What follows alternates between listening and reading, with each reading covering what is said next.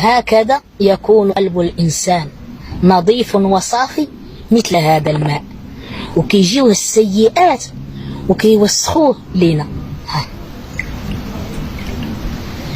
فيصبح القلب أسود. ولكن باش ننظفوه كننظفوه تاني بالحسنات.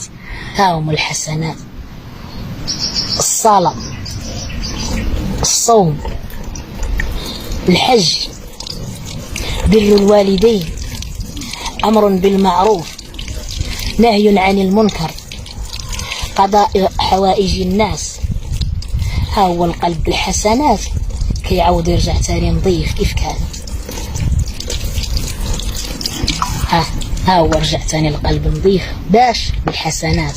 هكذا ينظف قلب الإنسان بالحسنات، كيف قال لنا الله عز وجل في واحد الآية: إن الحسنات يذهبن السيئات.